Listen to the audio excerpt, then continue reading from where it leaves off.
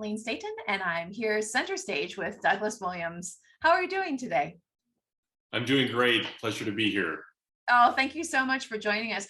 I can't wait to ask you all about your upcoming performance on Eternity and the Underworld. You do a lot of this style of work with Opera Atelier. Right now, you're singing a work that's dedicated to the memory of Jean Lamont, such an important person in Baroque and historical performance. And that's called Angels, is that correct? Yeah, we just created this film opera in Toronto with Opera Atelier, where it's based on the works of Milton, Paradise Lost, also the poet Rilke. It's kind of a pastiche of old music, new music by a Canadian composer, Edwin Huizinga. And in that, I play Lucifer, the fallen angel. And so, yeah, another, in a more Christian context, ending up in the underworld. And of course, you'll be in the Underworld with us, with Jonathan Dove's work, the other Euridice. How are you preparing for this role? Well, I sang the piece about 4 years ago, actually. This is my second time doing it. But it's 30 minutes long. It's a monodrama. It's just one character, Pluto, and that is played by me.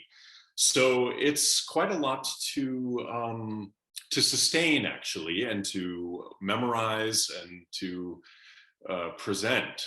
So I did learn it and perform it 4 years ago, or maybe it was 5 even. I'm having to basically relearn it and also feel how it fits in my voice 5 years later. So I'm just working on the text. I'm working on kind of the whole sequence of storytelling, but it does feel like actually quite a bit of pressure, because it's 30 minutes, 30-minute monologue, basically. That's fascinating. How does that feel to be on stage and be the sole focus when normally in an opera you would be able to play off of your fellow characters? Yes, well, there's actually a real focus and intensity to it, because the text of this piece, the other Euridice, is actually an address to the audience. Pluto is speaking to the people there in the theater, saying, you think you know the story of Orpheus and Eurydice, you've got it all wrong, and I'm going to correct the record for you. So there's something very powerful about a 30-minute, really looking into the eyes of the audience and wanting to tell a story. So on one hand, it's very exposed because you don't have other actors to play off of. You have to do all of that yourself. But in a way, it's sort of like rocket powered intensity, because it's just you speaking to the audience.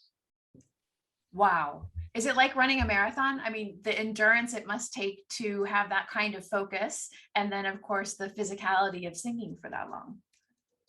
Yeah, that's something else I'm thinking about as I'm preparing it, is sort of noticing how the piece arcs in certain moments in intensity, and then it comes down a little bit. So I think Jonathan Dove has written it in a very smart way that allows the singer to relax a little bit, and then it comes back into intensity, so that there's a pacing to it for the singer, for me.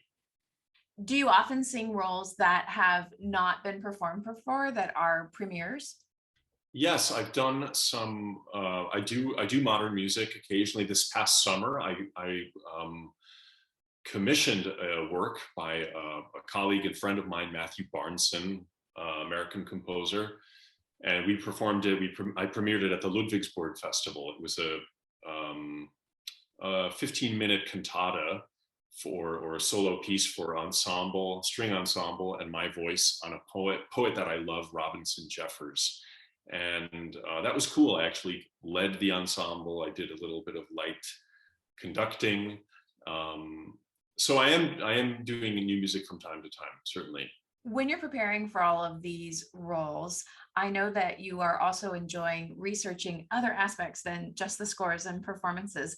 Tell us a little bit about this essay that you have written. Well, I just was recently, as I was getting into this text of uh, the Jonathan Dove, which is based on Italo Calvino, Italian writer, 20th century Italian writer. It's just astounding how he, unlike any other telling of the Pluto, Hades, Underworld story that I know of, he goes into this elaborate detail about the inner earth is really a vibrant place full of moving geology and minerals, and that this world is alive. It's not this dark, damp Hades that we're used to in the telling of the underworld myth from Greek mythology.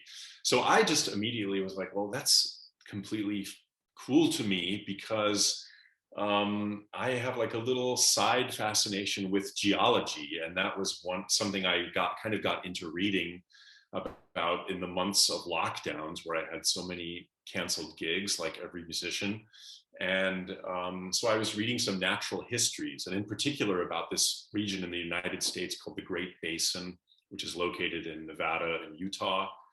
And I was there this summer. And for me, I feel I just get excited by this idea of old rock, and to be able to look, especially in such an arid environment like the desert, to be able to look at a mountain range, and you can also actually kind of read the history of how those rocks were formed and then how they moved together, and to think about the time scale that this took has almost like a spiritual quality to me. As I'm working on this Pluto, who's really a master of this earth domain, this earth terrain, I thought, like, yeah, bring that imagination into it.